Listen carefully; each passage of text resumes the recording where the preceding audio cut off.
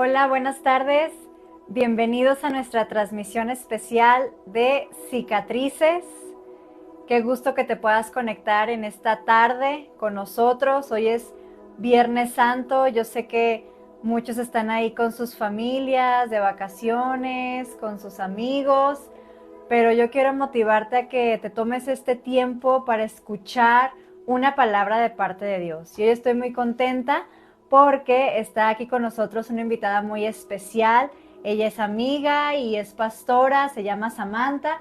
No sé, Samantha, si quieras saludar y presentarte. Sí, claro que sí. Bueno, pues el gusto, el honor es mío de poder ser parte de este programa. La verdad que yo he estado siguiendo ya desde hace algunos viernes, me he estado conectando para escuchar testimonios de algunas hermanas que han estado en este lugar.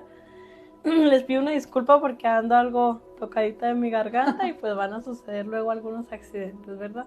Pero estoy muy contenta, agradecida con Dios, con ustedes, porque me abren este espacio tan íntimo para compartir un poquito de lo que Dios ha hecho en mi vida. Así es, nosotros conocimos a Samantha y a su esposo Ricardo en un momento muy especial en nuestras vidas donde estábamos tomando decisiones acerca de nuestro llamado, estábamos siendo muy procesados por Dios, estábamos pasando por momentos muy difíciles y su amistad fue un regalo que Dios trajo a Sí, nuestras vidas, que trajo consuelo, que trajo confirmación sí, en amén. muchas áreas de nuestro llamado.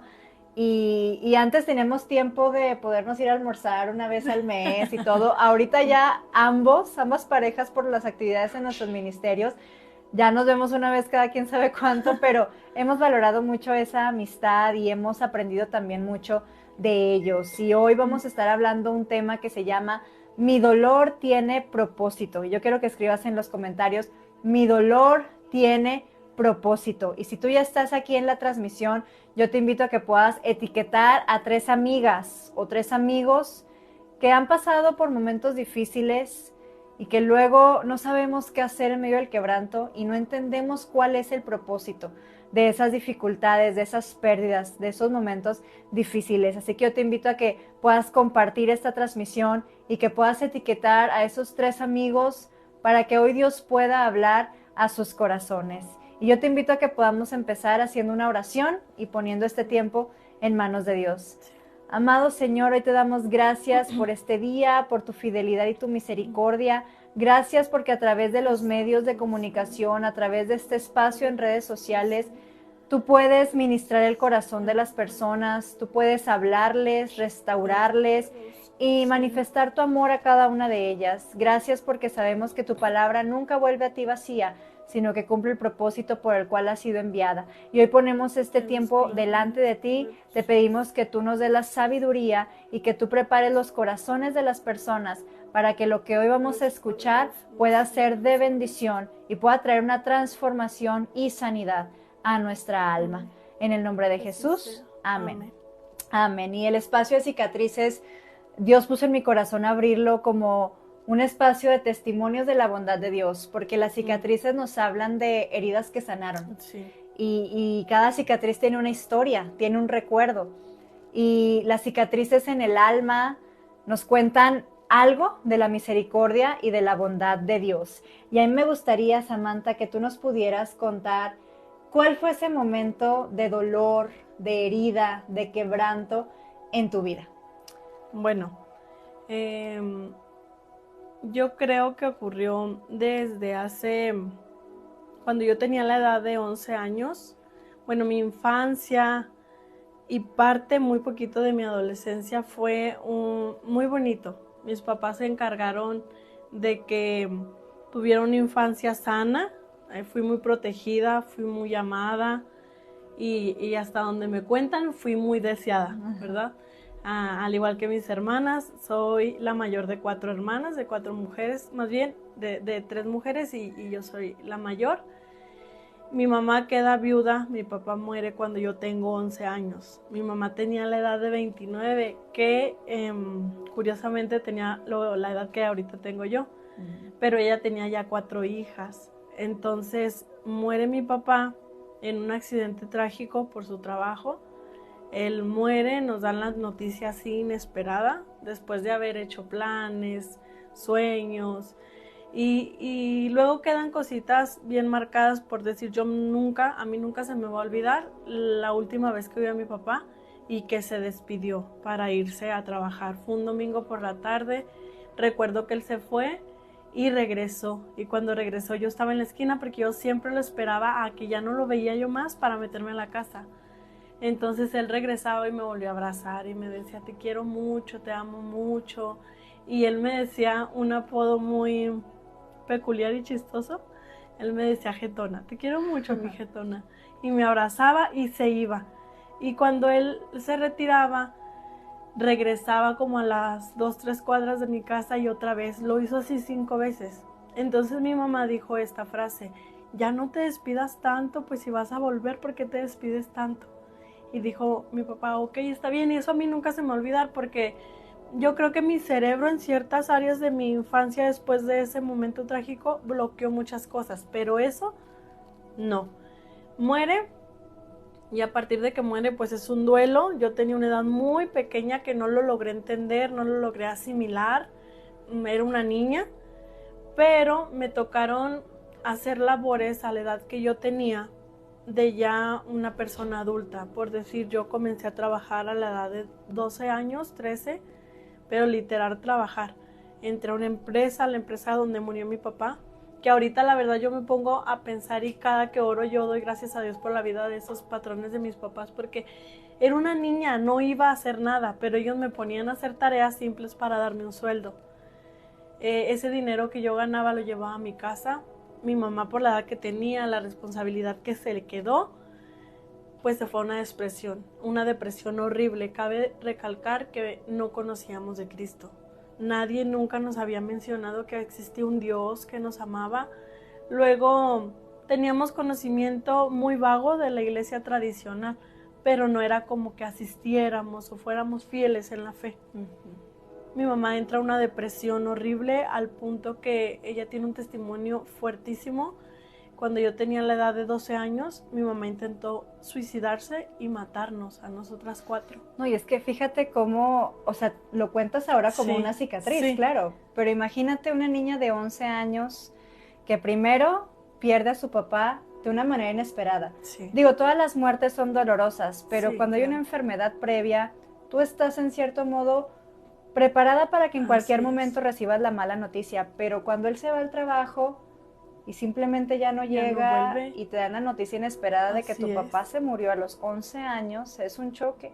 Y luego, después de eso, la persona en la que uno reposa, pues es el que se queda de los papás, y pues por obvias razones, ella se viene abajo al grado de querer quitarse la vida y querer matarlas a ustedes. O sea, eso no es cualquier cosa, y alguien que ha vivido así era para decir, o sea, yo no creo en Dios, yo no quiero saber nada de Dios, porque ¿cómo puede pasar eso? Y luego, pues precisamente cuando yo tengo la edad de 13 años, que ya comienzo a salir como fuera del lugar donde yo vivía, porque yo ahora cada que veo a mi mamá, que procuro ser casi a diario, le agradezco, todos los días le agradezco, porque dentro de su dolor, depresión, angustia, ella siempre procuró que viéramos más allá.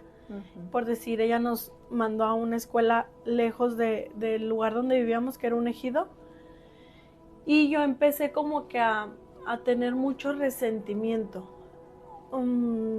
Tenía 13 años y yo no recuerdo ningún momento feliz a esa edad. De hecho, recuerdo muchos momentos desagradables, tenía una vida muy triste. Pero cuando yo llegaba a mi casa después de la escuela, de la secundaria, después de trabajar, yo a mis hermanas les hacía notar como si todo, de hecho hasta la fecha, las veo y procuro hacerlas reír.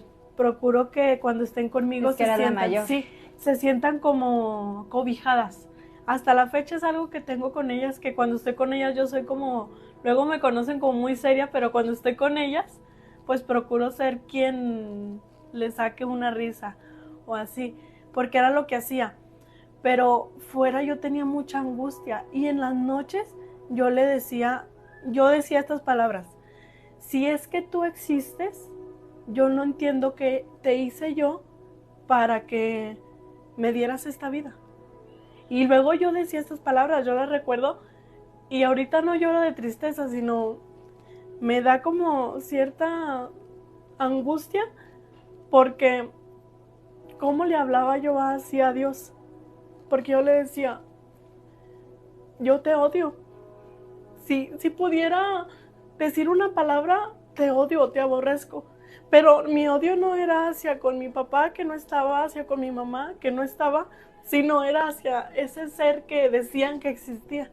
¿Me explico? Ujú. Como que de alguna manera lo reté o lo llamé inconscientemente. Ahorita entiendo que él ya tenía propósitos para mí, grandes, fuertes, pero en ese momento tenía 13 años y llegó un momento en mi vida que dime tú, a los 13 años, ¿quién va a tener novio? Yo tenía novio a los 13 años Claro. y yo me ponía a pensar en las noches, ¿y si yo me voy a vivir con mi novio? Porque quizás si me voy, mi vida va a cambiar. Pero yo decía, ¿y si me voy, qué va a hacer de mis hermanas? ¿Qué va a hacer de ellas? ¿Las dejarán ir a la casa donde yo viva? O sea, ideas muy inocentes, porque yo no conocía muchas cosas. Pero sí comencé a tomar muchísimo rencor, pero hacia con Dios.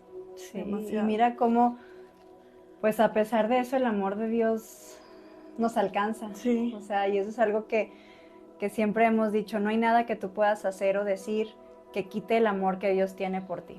Y escribe eso en los comentarios, no hay nada que tú puedas hacer que quite el amor que Dios tiene por ti. Y también, pues en medio del dolor, aprender a conocer el amor de Dios, porque sí, es en el dolor donde ese amor nos es revelado, donde ese amor se manifiesta en nuestras vidas. Pero qué increíble cómo tú lo dijiste, o sea, yo no tenía a Cristo, nadie me había predicado nunca. Nadie. Y ese es el resultado de una persona que no tiene a Cristo en su corazón, se enoja contra Dios porque claro, o sea, ¿por qué me quitaste a mi papá? ¿Por qué esa situación? ¿Por qué? Y hay odio, hay rencor, pero mira cómo eso atrae a Dios para revelarse a tu vida, para manifestarse a tu vida y poder sanarte. Entonces, si tú estás pasando por un momento difícil y no entiendes y no ves que hay más allá, solo recuerda que aún en medio del dolor, el amor de Dios está para abrazarte, para restaurarte, para ministrarte y que no hay nada que tú hagas que pueda hacer que Dios te deje de amar. ¿Y luego? Sí, amén.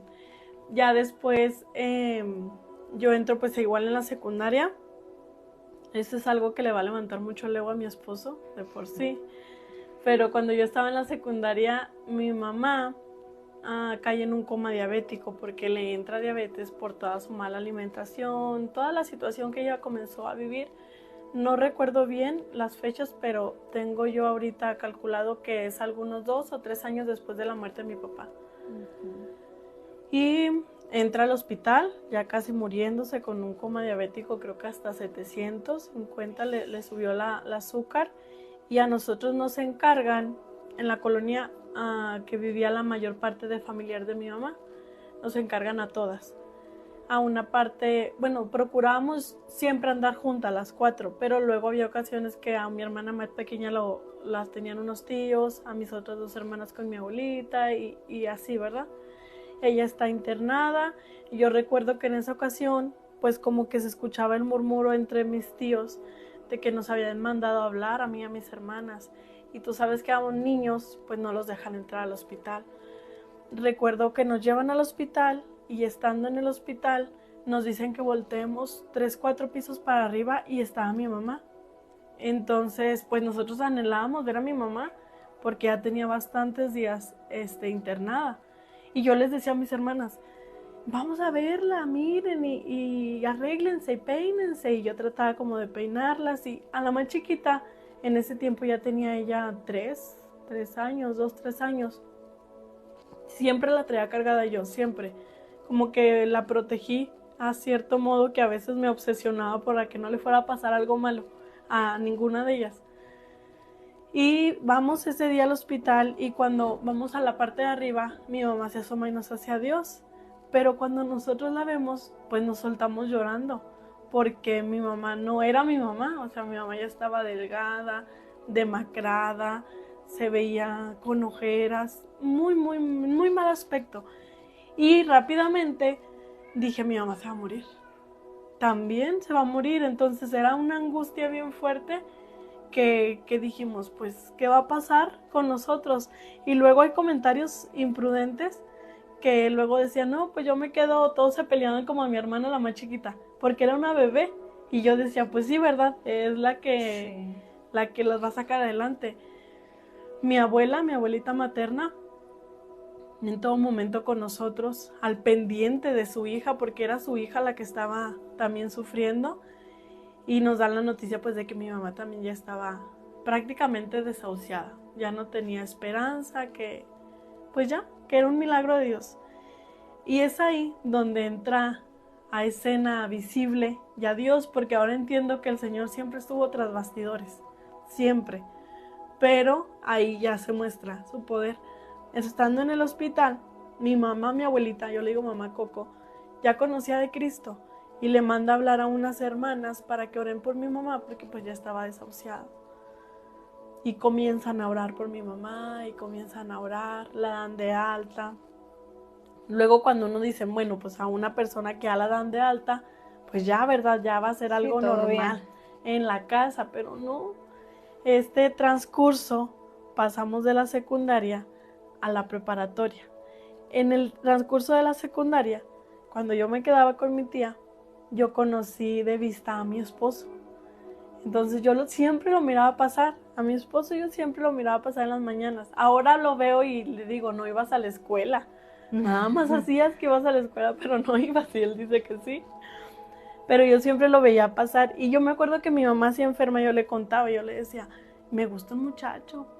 Es que pasa, mamá, y está alto, y es moreno. Y mi mamá me escuchaba porque a veces no podía ni hablar, no podía caminar, no podía hacer nada. Y obtengo mi primer decepción amorosa porque ese muchacho que tanto me gustaba tenía novia. Y siempre le he dicho a mi esposo, le digo, y tenías una novia muy bonita. Yo decía, no, pues cómo le voy a competir, ¿verdad? Aparte tiene novia. Y lo que me agradaba mucho de él es que era bien serio, bien recto. O sea, nunca tuvo como oportunidad de hacer algo mal, ¿me explico? Pasa el tiempo, te estoy hablando que yo lo conocí cuando tenía 13, 14 años. Pasa un año, 15, 16, yo brinco a la preparatoria. Y en todos esos tiempos eran días y noches de desvelos, porque mi mamá no dormía, se la pasaba llorando, pero llorando no quejándose, llorando en un grito, porque le dolía todo. Mis hermanas estaban aburridas. Ahora que nos juntamos y platicamos, entiendo que mis hermanas sí llevan una infancia algo difícil, porque claro, por decir ellas, ahorita me cuentan, dice, nosotros hacíamos bullying, nosotros le pegábamos a los niños, hacíamos que niños se golpearan, o sea, como que cada quien estaba teniendo su vida en esa misma casa. Después entró a la preparatoria y cuando yo tenía la edad de 15 años, que mi mamá ya estaba siendo como evangelizada, mi mamá nos decía a nosotros, vamos a arrimarnos a la iglesia y si Dios me sana, hacemos la vida que teníamos antes. Pero nada más vamos a arrimarnos pues para que Dios me sane. Como si Dios no nos escuchara, ¿sí? Sí. O sea, podíamos engañar a las hermanas que iban a evangelizarnos. Pero ¿quién puede engañar a Dios? Sí. Entonces, mi mamá comenzó a ir a la iglesia con ese propósito, buscando una sanidad. Ella no buscaba como una salvación personal. Ella siempre decía, si Dios me sana, es para darme vida para ustedes. Porque estos 5 o 6 años desde que murió tu papá, pues ha sido una vida bien difícil. Entro yo a la adolescencia, a la juventud, y ahí se pone difícil para mí. Como que ya toda la situación que yo venía cargando, la descargo en la juventud. No digo que fui muy rebelde, pero sí fui grosera con mi mamá. Fui altanera. Luego me quejaba por todo, ¿verdad? Renegaba por todo. Siempre trabajé. Siempre con sueño, siempre cansada, siempre con hambre, porque lo que yo trabajaba lo llevaba a la casa y no tenía para ir a la escuela. A veces caminaba desde Lerdo hasta la zona industrial de Gómez, o sea, un tramo grandísimo en kilómetros, porque no tenía para el pasaje. No tenía para el pasaje. Entonces, de todo ese transcurso, el Señor se empieza a presentar a nuestra vida. Se empieza a presentar a mi vida, se empieza a presentar, y yo lo negaba, porque yo seguía sintiendo ese resentimiento. Yo decía, las palabras que yo pensaba eran, ahora sí que yo tengo fuerzas para salir adelante, ahora sí quieren venirme a hablar de un Dios, pues ahora yo no quiero, yo no quiero y yo no lo quiero conocer. El Señor hace un milagro en mi mamá, de tal manera que la sana de cáncer, que la sana de artritis, le quiso dar enfisema pulmonar porque fumaba mucho.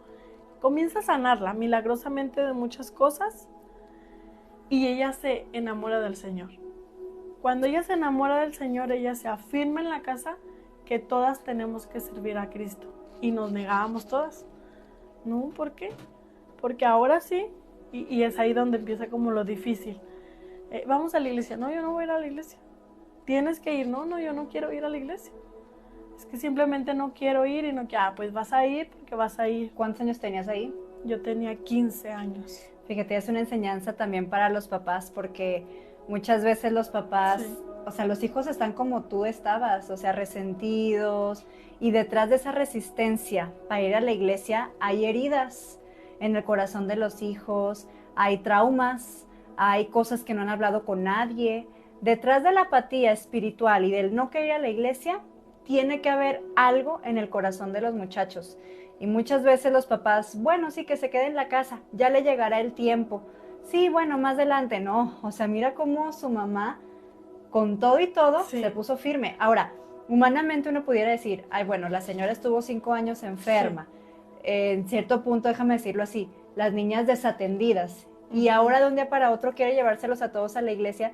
Obviamente, humanamente, sí, es decir, no, dales tiempo, déjalas. Pero no, o sea, una mamá tiene la autoridad, mientras sea paralelo a lo que dice la palabra de Dios, de someter a sus hijos a la voluntad de Dios. No sí, someterlos a su voluntad ni a sus caprichos, pero sí a lo que dice la palabra de Dios. Entonces, ¿qué hubiera pasado si tu mamá no se hubiera puesto firme? O sea, es decir, ¿no? O sea, tu hijo no va a mandar y no se va a quedar si no quiere ir a la iglesia. O sea, vamos todos a la iglesia, aunque vayan a fuerzas, porque un día, pues Dios va a hacer el milagro, así ¿verdad? Es, sí. Y luego era como obligarnos. Pero el día que yo decidí ir por primera vez a la iglesia, fue el día que ella, después de una reunión, nos dijo te amo. O sea, llegó llorando y nosotros decíamos, ¿qué tienes? ¿Otra vez te sientes mal? ¿Otra vez a lo mismo? ¿No? Y estábamos como escamadas. Y nos abrazó y nos dijo, yo las amo con todo mi corazón y perdónenme. Y como que empezamos a ver en mi mamá un cambio de querer vivir, pero sí, de querer vivir para nosotros. ¿Me explico? Sí. Y fue ahí cuando, ya en ese transcurso, yo ya estaba viviendo una situación ya personal, una desilusión amorosa que también trajo demasiada depresión a mi vida. Y en esa depresión, a la par que mi mamá ya estaba teniendo una conversión en cuestión a su manera de vivir, que lo que predicaba hacía, a la par yo estaba viviendo esa decepción. Y yo me acuerdo que cuando yo tuve esa decepción, yo corrí con mi mamá. Y yo le dije, es que me siento mal porque estoy teniendo esta decepción amorosa. Y ella me dijo, mira, vamos a caminar. Y ella no podía caminar, estaba como viejita. En ese tiempo ella tenía como algunos 34 años. Pero estaba como viejita, no podía caminar. Y estando caminando, yo con mi mamá, confirmo esa decepción amorosa de alguna persona que era mi novio y algo que sucedió y mi mamá lo vio. Y yo decía, ay, no puede ser, nomás saqué a mi mamá que viera eso. Y luego fue bien fuerte para mí. Y mi mamá dijo, es que tienes que tomar una decisión. Y esa decisión tiene que ser firme. Y cuando yo estaba tomando esa decisión, vuelve aquel muchacho que yo había visto hacía 2 años y que me atraía, que me gustaba. Él nunca supo que a mí me gustaba. Y cuando yo estaba viviendo esa decepción amorosa, él vuelve y me saluda, ¿cómo estás? Y nos empezamos a hacer amigos, algunos 2, 3 mesecitos, iba casi todos los días y él empezaba como a desahogarse conmigo. Yo ya iba eventualmente a la iglesia y venía, iba y venía. No decía que era cristiana porque incluso con mis amigos decía, ay, mi mamá me obliga a mí no me gusta ir a la iglesia, pero mi mamá me obliga, no, yo no me voy a hacer cristiana y están bien locos. Y ahora hasta pastora Sí. eres, oye. Y están bien locos los hermanos y así, me expresaba muy mal. Luego ya, ahorita mi esposo, en ese tiempo, me dice, pues, ¿sabes qué? Es que tú tienes desde aquella vez que nos conocimos de vista que me atraías, pero en aquel tiempo yo tenía novio y novia, y pues ya no, ya ahorita estoy libre y quisiera pues que tuviéramos, pues sí, iniciar una relación. Y yo me acuerdo que yo le dije a él, le dije, es que la tengo que pensar, ¿verdad? Pues la tengo que pensar, no sé. Y yo llegué corriendo con mi mamá, pero gritando, brincando como si me hubiera sacado la lotería. Mamá, ¿no te imaginas que es que el muchacho, ¿te acuerdas? Mi mamá decía, ay, el muchacho flaco feo, está re feo. Y yo le decía, sí, él me habló y me dijo. Y ella estaba bien contenta, bien contenta. De hecho, cuando nos veía como amigos, salía para quererme meter y me veía con él y me decía, no, hija, no te preocupes, media hora más, ¿eh? En media hora vengo por ti. Como que ya empezaba, yo sin darme cuenta, ya empezaba a cambiar la vida. Ya mi mamá estaba bien, en salud, yo ya estaba sanando y Dios se estaba presentando a la puerta. Ahora tú dijiste algo, la vida empezó a cambiar. Sí. Y es que a veces vamos a la iglesia con una situación y esperamos que las cosas se arreglen en ese momento.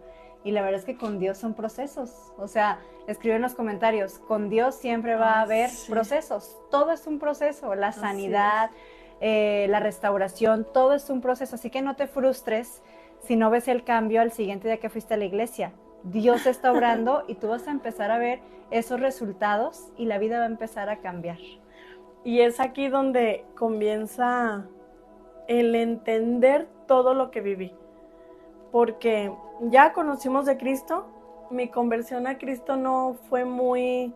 Yo siempre les digo a las personas que le platico de mi conversión o de mi manera de conocer, no es como que, ay, Dios me sanó de cáncer, Dios me devolvió la vista, Dios me dio un bebé, no.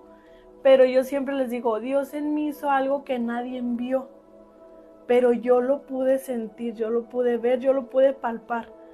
Porque recuerdo aquella ocasión cuando un pastor me presentó a Cristo y me presentó el plan de salvación y yo me negué, yo dije, es que todavía no es el tiempo, yo soy joven y yo ocupo primero vivir todo y ya después, ya cuando esté grande, llegar a Cristo. Y yo quise negar ese plan de salvación, pero a mí me pasó algo sobrenatural. Cuando yo intenté regresarme a mi lugar después de que me dijeron que me entregara a Cristo, yo decidí que no, pero mi cuerpo ya no se pudo mover de ese lugar. Me quedé como parada, me quedé pegada al piso y yo recuerdo que yo le hacía así como que me quería despegar y ya no podía. Entonces el pastor asumió que yo quería entregarle mi vida a Cristo. Y yo empecé a llorar, pero yo tenía miedo, porque dije, de seguro le pusieron algo al piso para que yo aquí me quedara. Y yo tenía miedo y el pastor creyó que yo estaba siendo tocada por la presencia. No, yo tenía miedo. Pero cuando el pastor impone su mano sobre mí, me comienza a decir, este es el momento que estaba esperando. Yo soy tu padre. Yo soy tu proveedor. Yo soy tu sanador. Y empezó... Sí, sí.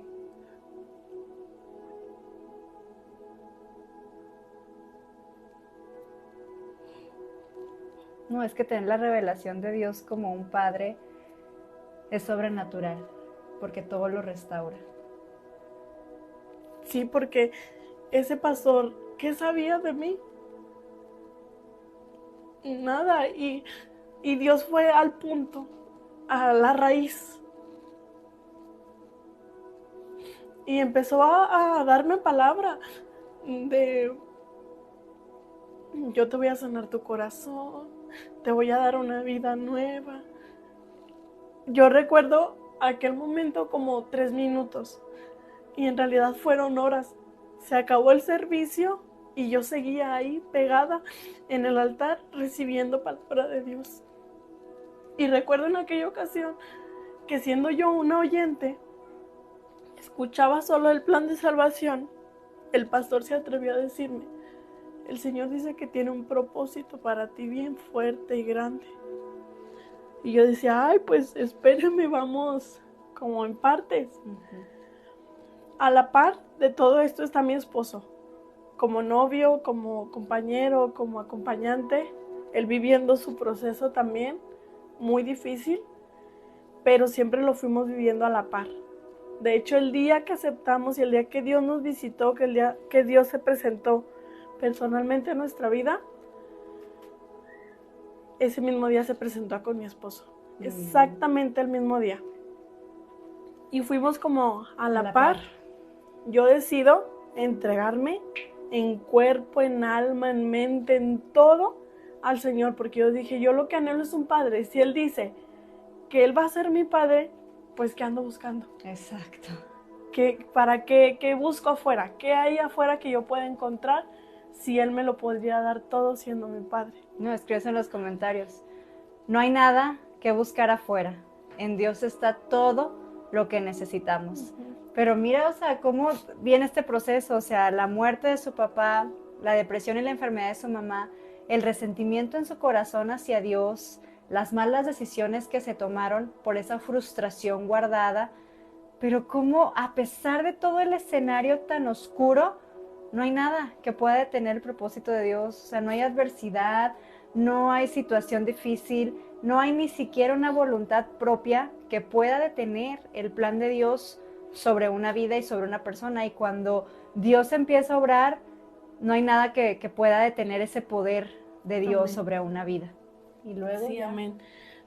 Pues ya me decido entrar ahora sí a la institución, a la organización, ya entregándole mi vida al Señor, a servir de lleno. A la par de eso, yo no veía que Dios estaba haciendo milagros, porque mi familia se empezó a restaurar.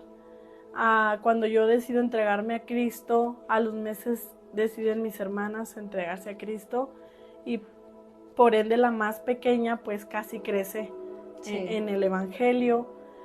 Y ya comenzamos a tener ahora sí una vida ya en formación. Claro que esto luego nos costó alejarnos de familiares que no están como entendiendo lo que es esto, ¿verdad? Sí.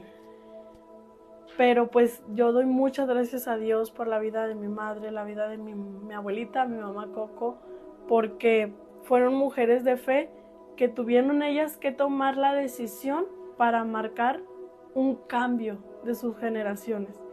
Porque si ellas no hubiesen tomado esa decisión, quizás yo no estuviese aquí. Y yo digo ahora, alguien se tiene que levantar. Yo siempre les digo a las hermanas, alguien tiene que levantarse y tomar la decisión de cambiar el destino de sus generaciones. Sí. Alguien lo tiene que hacer. Si no lo haces tú, le va a tocar hacerlo a tu hija. Sí, pero le va a tocar hacerlo rodeado de dolor, de tristezas, de cosas bien difíciles. Por eso si tú eres mamá o papá, o sea, en ti se puede escribir una nueva historia para tus generaciones. Pero tienes que tomar la decisión firme de seguir a Cristo, no importa el costo, porque se pierden muchas cosas mundanas, vanas, terrenales, pero estás ganando la vida eterna y un cambio para todas tus generaciones. Así es. Ya estando en Cristo, mi esposo y yo seguimos siendo novios, tuvimos una relación de noviazgo algo larga, y luego servíamos los dos en todas las áreas que nos ponían, si con jóvenes, si con damas, si con hombres, si en células, si en donde nos pusieran servíamos. Y luego se nos arrima un día nuestro pastor y nos dice, quiero decirles de parte del Señor que el Señor tiene un llamado para ustedes. Y Él nos dijo estas palabras, ustedes van a ser pastores en Santa Teresa. Santa Teresa es la colonia donde en aquel tiempo vivían todos los familiares que nos dejaban, que me dejaban a mí encargada con una tía, mi hermana más chiquita con otra tía, mis otros hermanos con mi abuelita. Eso es Santa Teresa. Y cuando nosotros nos fuimos de ahí, cuando el pastor nos da esa palabra, yo dije, no puede ser posible, porque luego en nuestro noviazgo había muchas altas, pero había muchas bajas. Y cuando el pastor nos dice esa palabra, mi esposo y yo habíamos tomado la decisión de terminar la relación. Dijimos, ¿cómo va a ser posible esto? O sea, es ilógico. Apenas ayer, sábado, decidimos terminar la relación y luego viene el pastor. a decirnos esto. Entonces, esa vez estábamos tan decididos que no, que duramos con esa decisión como un mes o un mes y medio. A mí se me hicieron eternos, como 4 o 5 meses, pero fue un poquito. Cuando tomamos la decisión de retomar nuestra relación, le dijimos al pastor, pero ¿cómo va a suceder eso? ¿O qué va a pasar? Dice, no, el Señor va a poner los medios. Él se va a encargar, así como Él llama, Él los va a capacitar y Él les va a proveer lo necesario. Y dijimos, bueno, pues está bien, posiblemente sea cuando tengamos 40, 50. No, por eso que dijiste, cuando Dios te llama, Dios te provee lo necesario. Escribe en los comentarios, cuando Dios te llama, Él provee lo necesario. No sé si hay gente de Linaje Escogido conectada que va a ir al encuentro mañana, y hay unos que están desafiados y que han aceptado el desafío de abrir una célula la semana que sigue después del encuentro. Y esta palabra es para ti. Cuando Dios te llama, Dios provee todo lo necesario para que ese propósito se pueda cumplir. Así que no tengas temor, Dios lo va a hacer. En ese entonces no había nada. Y si ustedes conocieran ahora el ministerio que ellos tienen, de hecho, o sea, ha venido en un crecimiento en todos los aspectos en este año, Dios los ha honrado como pastores de pastores, porque ya tienen pastores también a su cargo. O sea, Dios ha hecho cosas hermosas, pero porque le creyeron. No había nada, pero le creyeron a Dios. Así que si tú estás siendo llamado por Dios a servirle, Dios va a proveer todo lo que tú necesitas para poder cumplir ese llamado. Así es. Cuando todo comenzaba, yo le creía a Dios porque no había nada que perder. Pero conforme fuimos avanzando, comenzamos a hacer tesoros aquí en la tierra, que creerle a Dios es necesario perder esos tesoros. Cuando yo fui llamada primero a la salvación, no tenía nada que perder. Yo dije, bueno, pues no tengo nada que perder. Todo está mal. Chance y cambia algo. ¿Qué puede salir mal? ¿Qué puede empeorar? Exactamente. Pero cuando ya Dios te llama y te da un llamado, esta es una enseñanza que mi esposo nos da a la iglesia. Siempre dice, Dios te llama. De entre muchos escogidos te llama, pero de entre muchos llamados, Dios te escoge. Exacto. Y de entre muchos escogidos, Dios te atrae. Y viene en el Salmo 84. Bienaventurados aquel que fueron atraídos a su presencia, seremos saciados del bien de su casa. Entonces, cuando ya Dios te escoge, pero te atrae, tienes que decidir perderlo todo. Sí. ¿Por qué? Porque mi esposo y yo nos casamos. Después de casi 5 años de relación, se animó el Señor a pedirme matrimonio. Ya estábamos en ayuno y en oración, no se crean, pero sí, estamos como el apóstol Pablo, desesperados, pero del matrimonio. Entonces, cuando Dios nos llama primero al matrimonio, nos casamos en el mes de octubre. 15 días después se abre lo que ahorita es Vida Nueva. Literal se cumple la promesa de aquel pastor cuando dijo, ustedes casándose van a ser pastores en Santa Teresa. Ahora, Santa Teresa no era un lugar donde ustedes quisieran estar. No, porque de ahí nacimos. Mi esposo ahí hizo todas sus fechorías, sus maldades, ahí lo conocieron.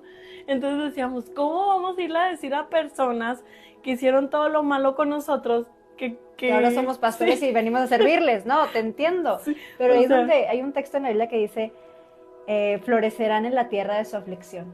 O sea, florecerán en la tierra de su aflicción y en lugar de la doble deshonra, tendrán gloria en lugar de la doble deshonra en esa tierra donde Dios los plantó. Y precisamente Dios empieza a proveer con esa palabra que acabas de decir, porque los primeros bautismos que tuvimos como iglesia o como misión fue el papá de mi esposo.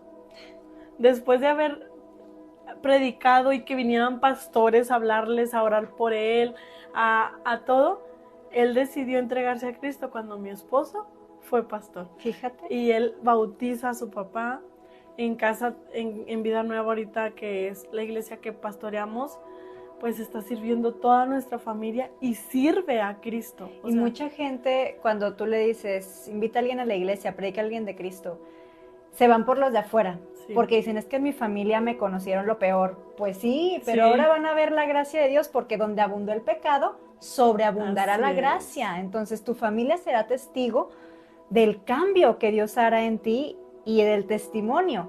Y por ese testimonio ellos van a ser alcanzados para Cristo. Así que no tengas temor de predicarle a tu familia, aunque hayan conocido lo peor de ti, porque también van a ver la gracia de Dios sobre tu vida.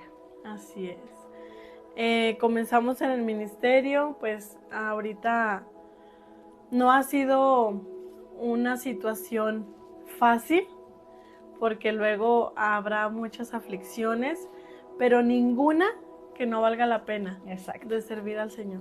Sí. No hay algo que pueda contrarrestar todo lo que hace un llamado de Dios en nuestra vida. Ahorita pues mi esposo es el pastor Ricardo Galván, tenemos 3 hijos, a mi niña, mi primogénita que se llama Génesis, Salem, mi Dios de paz, y mi Mateo, mi gracia de Dios abundando en mi familia. Estamos sirviendo en esa iglesia y ahora yo puedo ver cómo Dios siempre estuvo tras bastidores. Y aunque me atreví a ser altanera, a decirle que nunca estuve al pendiente, que sabía de dolor, que por qué se atrevía a abandonarme, que yo qué había hecho, yo tenía 13 años. Ahorita entiendo todo lo que tuve que vivir para que esas heridas, que ahorita son cicatrices, puedan ser bendiciones para mucha gente que escucha la palabra de Dios a través de nosotros. Así es, sí es tremendo esto, porque, no, o sea, hablas y hasta yo quiero llorar porque, wow, o sea, cuántas personas no, el dolor las endurece para siempre y las aleja de Dios para siempre, pero como el dolor fue el escenario en el cual Dios mostró su gracia, su fidelidad. Y escribes en los comentarios, el dolor es el escenario donde Dios quiere mostrar su gracia sobre mi vida. Pero hay algo bien importante, estar dispuesto. O sea, sí. El año pasado yo pasé por una situación similar, no de muerte, pero de pérdidas, donde tú dices, Dios, ¿por qué? Sí. O sea, ¿qué hice para merecerme esto? Y uno se cuestiona y uno se quiere endurecer, pero siempre viene el Espíritu Santo a quebrantar el corazón, a quitar las piedras que uno quiere poner y a decir, no te olvides que en medio del dolor yo sigo siendo Dios, yo sigo obrando, yo sigo mostrándote la gracia y la misericordia, y va a llegar un momento donde el plan que Dios está concibiendo se va a dar a luz. Y es como un embarazo, o sea, las primeras semanas tú no te das cuenta que estás embarazada, pero después empieza la panza hasta que se da luz, y en medio del dolor a veces tú no ves qué está sucediendo, pero Dios está gestando algo en tu vida, y cuando menos lo piensas, eso se va a dar a luz. Porque hoy ustedes tienen, ¿cuánto tiempo pastoreando? ¿13 años? ¿10 años? 10 años. 10 años. Ahora ustedes tienen 10 años que empezó el ministerio, pero como que este tiempo para acá, no sé, hace un año, ¿no? ¿En lo que va de este año? Sí, de 10 años en el ministerio. Cuando teníamos como algunos 3, 4 años, recibimos una promesa en donde mi esposo y yo íbamos a proveer bendición a iglesias. Y no lo entendíamos y apenas ahora del 2024, bueno, en noviembre del 2023 hacia acá, pues se nos delegan, a mi esposo se le delegan iglesias, pastores que van a estar ellos pues perteneciendo o dependiendo de mi esposo, de la iglesia que pastoreamos. La iglesia que pastoreamos pues tiene un grupo de líderes fuerte, firme, que los honramos a todos y a cada uno de ellos. Son personas, hombres, mujeres de fe, fuertes y valientes. Y pues hay unas bases bien sólidas que están puestas sobre la roca que es Cristo. Y pues vamos creciendo. La verdad que platicamos mi esposo y yo y decimos, no es algo como que decíamos, de que más y más y más pero y más. Pero llega, y cuando llega Dios provee lo necesario. Y es Dios que cuando uno ha sido fiel en medio de la aflicción, claro que va a llegar la bendición, porque la Biblia dice, vendrán tiempos de refrigerio. Pero sé fiel a Dios en los pequeños momentos y en los momentos de dolor. Yo recuerdo mucho el año pasado, porque mi esposo tiene personas con las que él constantemente habla acerca de la fe, de la palabra, del carácter cristiano. Una de esas personas es su hermano Marco y otra persona es Ricardo, el pastor Ricardo, que es el esposo de Samantha, porque nosotros los conocimos en un momento de muchas dudas ministeriales. O sea, habíamos visto tantas cosas que uno decía, ¿será que se puede levantar una iglesia pues genuina o inocente? No sé cómo llamar la palabra, pero una iglesia diferente en medio de tanto. Y justo en ese tiempo los conocimos a ellos. No teníamos todavía la iglesia, no teníamos ningún ministerio, estábamos en un tiempo de dirección y de prueba, y los conocimos, empezó la amistad, y Ricardo, el esposo de Samantha, le habla a mi esposo que si puede ir a predicar a la iglesia. Entonces uno dice, bueno, te lo creo, como mi esposo predicaba este domingo en la iglesia, ¿no? O sea, te lo creo si me hubieras invitado hace 2 años, cuando estaba en mi prime, o sea, cuando estaba en un momento donde lo tenía todo, pero vienes a pedirme que vaya a predicar a la iglesia en el momento donde más quebrantado he estado, donde vienen las dudas, donde vienen esa toma de decisiones. Y me acuerdo que mi esposo, ay, bueno, ya volteé a ver aquí, es que aquí están, Diego y Ricardo, aquí están, pero él va a predicar y algo sucedió ese día porque fue como algo que se había perdido, se recuperó. Porque a partir de ahí empezamos la célula, empezamos el ministerio y hemos estado tan gozosos, pero mi esposo siempre dice, va a haber personas claves que su nombre va a quedar siempre como que guardado en el inicio de este ministerio, y yo creo que Ricardo y Samantha son de esas personas, de esos amigos que Dios envía para traer mucha, pues, claridad, mucho consejo bíblico, porque en medio de tantas cosas uno tiene que aprender a escuchar la voz correcta, y al ver lo que Dios ha hecho en sus vidas, tú dices, ¿cómo no ver la gracia de Dios? ¿Cómo no ver la misericordia de Dios? Y para terminar, Samantha, ¿algún consejo que tú le pudieras dar a las mujeres o a los hombres que pasan por momentos de dolor, pero no de cualquier dolor, sino de un dolor donde tú sientes que Dios se ha ensañado contra ti, que no ves a Dios por ningún lado? Sí. Cuando nosotros nos encontramos en un momento de prueba, o más directo, de enfermedad, de destrucción de un matrimonio, de una familia, de la pérdida de un ser querido, siempre vamos a vivir un momento emocional difícil. Siempre para todo es el mismo momento, es el mismo círculo. Claro, lo vamos a dividir en diferentes dimensiones según sea nuestra necesidad. Pero primero va a venir el shock, aquello que nos choquea. No entendemos por qué a nosotros, no entendemos qué es lo que sucede. Pero después de eso es muy probable que venga, cuando comprendemos y asimilamos el proceso que estamos viviendo, es muy probable que venga el enojo. Es natural, no es normal, pero es natural que después de algo que estás viviendo difícil en tu vida venga el enojo, y en medio de ese enojo te atrevas a hacer como yo lo hice con Dios, reclamarle porque a ti, reclamarle porque se está destruyendo tu matrimonio, tu familia, porque esa enfermedad tan fuerte que está entrando en tu cuerpo, en tu familia, porque a ti. Es un momento de enojo. Si tú logras transitar ese momento de enojo, va a llegar la aceptación. Escucha el proceso. Y el después shock, el enojo, pero luego viene la aceptación. De decir, ok, ya estoy aquí. Mi matrimonio está a punto de quiebre, ya tengo la enfermedad, esa persona que tanto amaba se fue, ese negocio por el que tanto invertí se quebró, ya estoy aquí. Solamente tenemos 2 opciones: o rendirnos y ser personas fracasadas, o levantarnos en fe, en el amor del Señor, y decirle al Señor, Señor, a ver, heme aquí, ¿qué quieres de mí? ¿Te sirvo yo para servirte? ¿Te sirvo yo para que seas yo, para que yo sea un vínculo de tu gracia? Heme aquí. Y levantarse en fe. Y después de la aceptación viene la victoria. Es un proceso. imaginémoslo como un pozo. Vas en tu vida tranquila, normal, y viene aquel acontecimiento que te choquea. Y te caes. Te caes. Está el enojo, está la aceptación y después viene la victoria. Pero habemos muchos aquí en el enojo.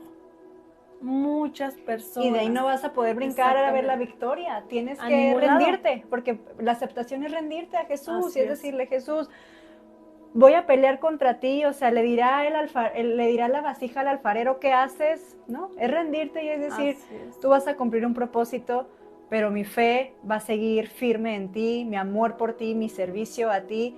Y es ahí donde Dios te da la victoria. Así es. Y aquí cabe la palabra que el apóstol Pablo le escribió a Filipenses, capítulo 1, verso 6. Aquel que comenzó la buena obra en nosotros o en ti, la terminará hasta el día de Jesucristo.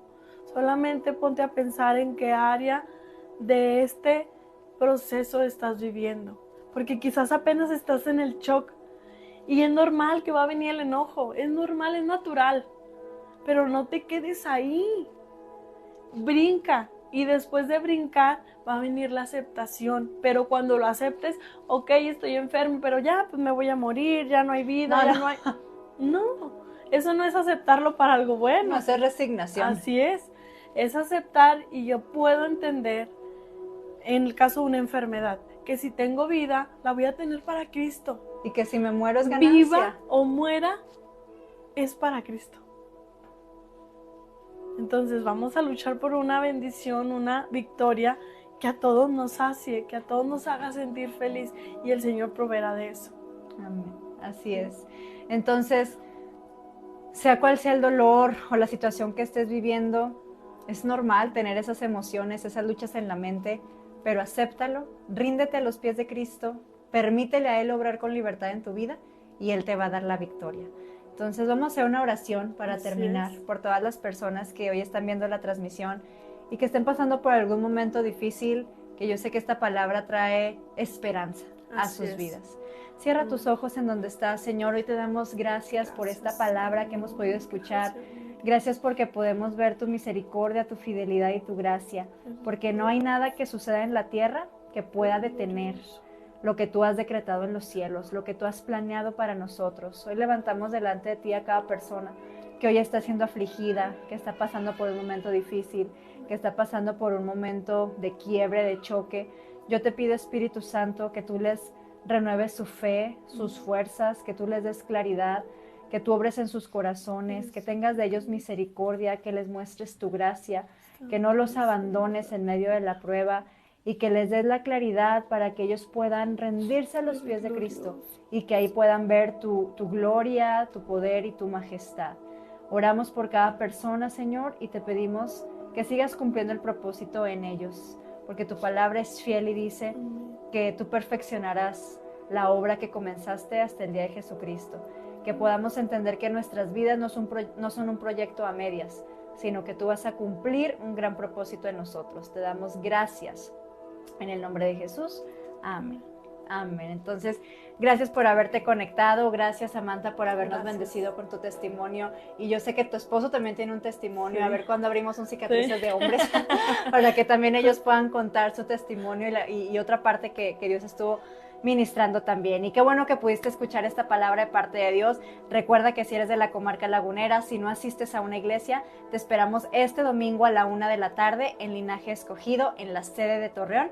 Vamos a tener nuestro domingo de resurrección, va a ser un tiempo muy especial, así que te esperamos. Que Dios te bendiga y que tengas un excelente fin de semana.